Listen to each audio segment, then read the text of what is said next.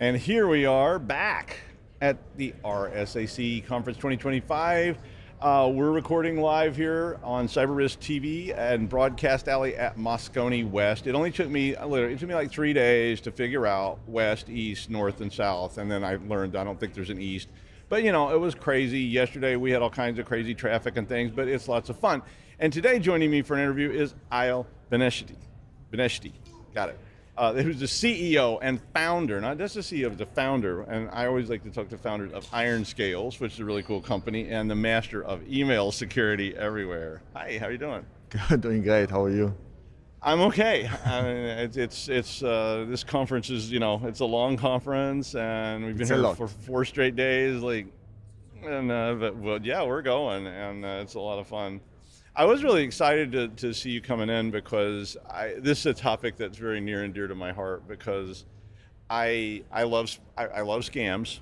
I report on scams all the time, and I think scams are a horrible blight because they don't just affect one thing or the other. They affect everybody from your grandmother to your family, and some people in enterprise say, well, I don't care about that, but I'm like, no, you do, because if your family members are getting extorted, they may turn that around on you.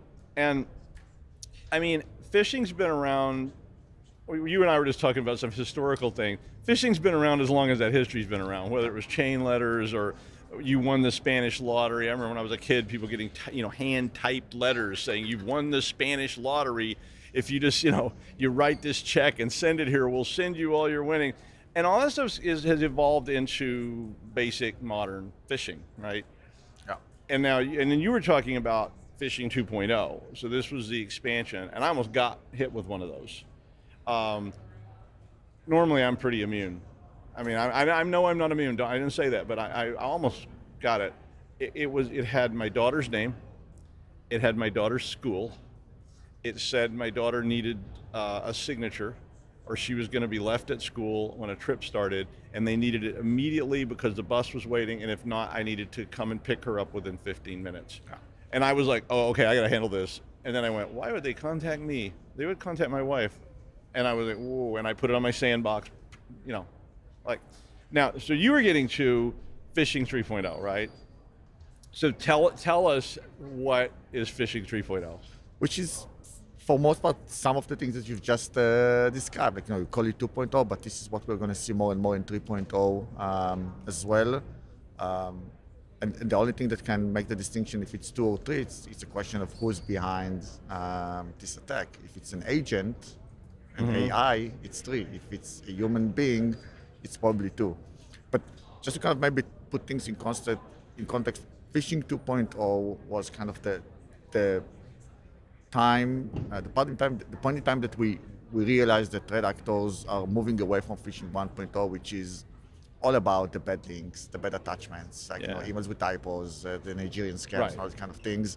I really started to target organizations and employees in a much more sophisticated way, which is more fraud and scam than trying to install. Like that customization stuff started with your Phishing 2.0 of being able to embed very specific things, like putting your name in an email to me 15 minutes after this is over makes that a much more effective lure. Yeah, so it's much more targeted. It's not necessarily about kind of trying to compromise your endpoint. It's about to lure you or try to make you do something that you're not supposed to do, like sign on this letter for your daughter, or wire money to the wrong bank account, or pay a fake invoice and stuff like that. I mean, I responded to quite a few of those kind of scams, and I've actually consulted with some companies about how do you control, and I know this is not really your topic, but because it's so relevant, how do you control that trust relationship of just changing these account numbers, because I did 2 different companies where they had lost quite a bit of money simply, and one of them was just straight up off of an email. I mean, they emailed the only thing, I looked at the email for them, and the only thing that was legitimate in this email was the name of the president of the company. Yeah. And I'm like, anyone could do that. That's not clever.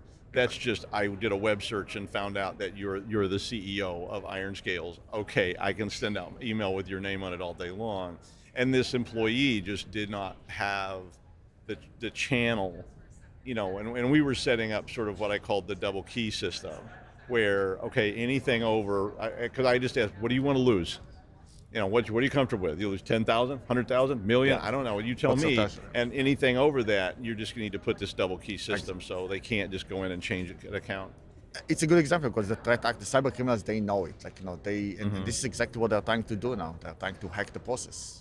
Okay. They know that business processes are flawed and they're looking for loopholes, and they know that every company probably has this kind of threshold, and they're just trying to fly beneath the radar and find this kind of amount that will probably approved without the second key. Okay, right. so and this is something that we see a lot with Phishing 2.0. They have a very good understanding of how the business is operating. They know who to target. They know who the mail should come from. To your point, it should come from the president or the CEO or the CFO. They're highly contextualized. So very, very hard to. And that works. I mean, the more contextualized it is, the more likely it is to work, because I saw my daughter's school name, the headmaster of the daughter's school, and you're going, okay, this is probably legitimate. But even then, I was like, oh, I don't know. $10 billion in 7 years, I think it means it says a lot. It's a huge industry. Yeah. I mean, they have customer support. They've got tech support for their products and all this kind of stuff going on. So one of the things that you were then bringing up is this Phishing 3.0, which has it's obviously the same elements, but now we've added a whole new dimension to it to make it even worse. So why don't you tell us a little bit about that? So to your point, they're trying to do the same thing. They're trying to scam us. They're trying to scam organizations and employees. What's makes Phishing 3.0 very interesting is that with Phishing 1.0 and 2.0, it was all about text. Okay, yeah. It's an email, maybe it's a text message. Now with generative AI and all the great technology that we are seeing coming out there, they are now able to introduce new modalities. So imagine not just receiving this email from your daughter's schools, but the principal or her teacher is now calling you on your phone, and it sounds exactly like her. Okay, and if you're in a business environment, now imagine one of the executives jumping on a Teams call or a Zoom call with you and repeating basically what he just asked in an email, a text, or a voicemail.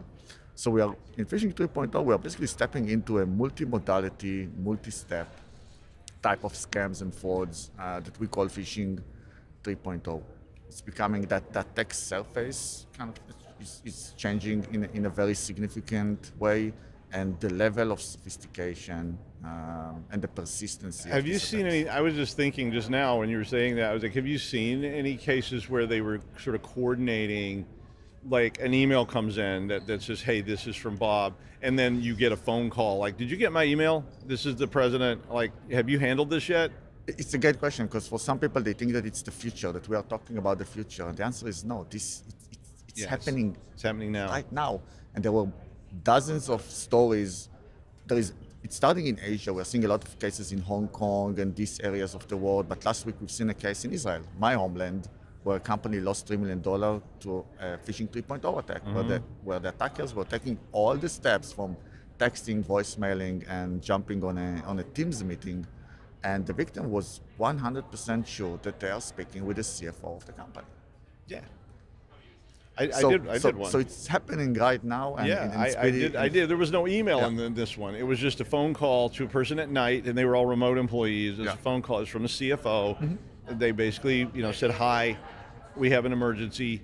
And it was assuming I would have done an old pen test where, So the short answer to your question is yes, it's happening right now. It's multi-step, it's multi-modal, and it's super easy because all this great technology is now open source and is fully available for everyone, including cybercrime organization. 2 days ago, I saw that there is a new kit on the dark web that is offering Phishing 3.0 or Gen AI type of phishing kits to people to buy and deploy and make money. And you just pay them a monthly fee, and they provide you with all that. And they're even doing the deepfakes and providing the LLMs to build the deepfakes, because you could get video, now. So you can get a video call from, the president of your company. I'm going, well, that is him or her or whatever, and you're going, what do I do here? And it's all happening as a service, and it's super easy to do that. We're putting ourselves out there on social media, like it can be a LinkedIn or any other place. It's very easy to kind of grab a good picture of ours, and from a picture you can easily generate a video, and we now have demo tools to show how it can be done. And if you have your voice out there, it's it's ridiculously easy to clone it and use it. I mean, I have no authority to do anything, but I was talking to somebody the other day, and I said, so you think there's enough content from me? And he was like, oh, there's so much content from you that we could deepfake your whole life. And I'm like, yeah, I mean, because I have thousands of hours of videos sitting out there on the web that anybody can access and probably has, and not, but in this case, there's nothing for good. And by the way, if they don't, and we are seeing it happening with some of our customers, they will make some phone calls to these executives, and they will just trying to make them say something so they can record their voice. So if they are missing, they will go and harvest voices. Yeah. It's voice harvesting type of attacks. Again, finding an image is much easier because we all put our image, like pictures on LinkedIn and other kind of social media. I like that, don't like that, but I like that idea that you call them and you ask them some questions. It's completely harmless, maybe. Exactly. And you're able to capture. This is sort of like the old 70s kind of recording and splicing the tapes together to get as in the movie Sneakers or something like that. So let's get to your main products. Now, I set up a lot of devices back over the years for people that were doing signature detection. They're looking at specific emails, they're looking at specific IP addresses, they're looking at very static, even to the point of saying anything that comes in with a Word file attached to it, it's blocked. But that's not going to beat all this stuff.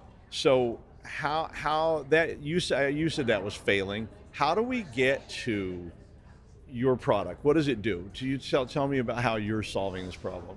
So what we're doing basically is to say that, hey, if you really want to protect the user, you need to know the user. So we are attaching ourselves to people kind of, with Phishing 2.0, we're attaching to the people's inboxes, and we are really learning their behavior. We're really learning who they're communicating with, what trusted communication look like, what things are being discussed.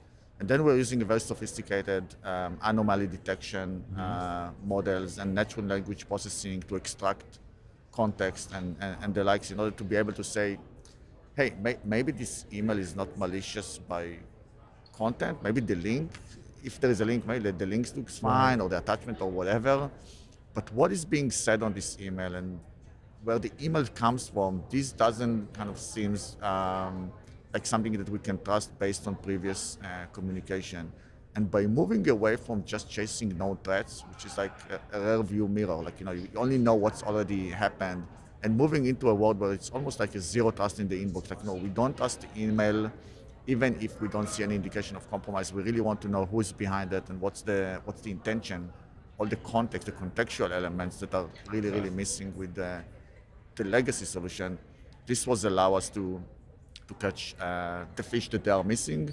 And again, if you look at the data, the number is on our website, we can show that in 30 days, for every 100 mailboxes, we will catch around 67 emails, real phishing emails. That makes sense. I believe that because I get so many phishing. I don't see as many of them now because I've just written real basic static filters for certain tags and things like that. But so this is going to learn more about the things that I'm doing. About you, yeah. And same for the deepfake. It will learn, how you conduct on meetings, where you connect. So is that, so that is behavioral then. So that's a lot of behavior. We're looking at the AI artifact. We're looking at language. We're looking at the video and the voice that are being generated. If we're talking about Phishing 3.0 for a second, we're looking at all these kind of things. But what makes us very, very unique is that we're looking at all the contextual elements as well. That makes sense. Because I think about stuff I do, and probably 90% of it is very, almost static. It's not really static because now I'm emailing you or I'm emailing him, and but I'm the same person. So the things I'm doing. I like that idea. And what do you think the success rate is there? How effective is that? So with VC, with the Phishing 2.0 business email compromise, if they don't use an AI solution to try and mitigate that risk, these attacks are very successful. And again, evidently, we measure it by, I think the right way to measure it is how much money they're able to do at the end of the day. Sense. And it's very funny, and a lot of cybersecurity experts, they miss this point, but BC attacks, the scams that we were just talking about, the fake invoices and fake wires, companies are losing more money to that than a ransomware attack. And ransomware has all this kind of things around it. So it's a big problem that is growing even faster. Now when we move to Phishing 3.0, we're even more concerned because again, the continuous and persistent kind of nature of this attack, which is not just sending you an email and hoping for the best, or maybe sending a follow-up email to see if they can convince you anyway. Right. The use of other modalities, the fact that they can put someone that you know and trust in front of you asking you to do the same thing, this is where we believe we'll see an increase in their success rate. And I think AI is enabling it becomes almost continuous. They could send 50 things, and the 51st one is the one that gets through, and because they can automate this whole process, they can try to figure out where the chinks in the armor of all your defenses. The thing with the AI now in Phishing 3.0 that's it's becoming more agentic in nature. Mm-hmm. Okay, which means we don't really need to tell the AI what to do. The AI can figure it by itself. I can tell him, hey, go and fish Doug, okay, and find the best way to do that. And the agent will be able to go and look for information about Doug, and will be able to do the ideation of, okay, based on what I've learned, this is how I think I can fish him, and then create the email. Okay, you can even create a fake landing page because it can code, and then it can run an attack end to end. And we believe that you have to fight fire with fire, which means if we fought Phishing 2.0 and BC with AI, we have to fight Phishing 3.0 with agentic AI. Right. So the future is very agentic. We see all the big kind of platform companies going into this kind of agentic world. We show that again, cybercriminals will adopt this type of technology as well. And we as Defender, we have to do that because it's all about being proactive. If you are reactive in tomorrow's, and even some will say today's, if you are reactive to what's happening out there, if you are sitting and waiting for the spear phishing email to happen, you already lost the battle. You have to be proactive, and in order to be proactive, you need to know how to deploy agents the right way to do all the proactive work. All right, well, to find out more about IronScales, please visit securityweekly.com/IronScales RSAC. Thanks, Eyal, for coming and joining us today. It was a real pleasure to get to talk to you. We will be here all day. Stick around, and we'll be back after this break with more live interviews from our SAC 2025 conference. Thank you. Thank you. It was a pleasure.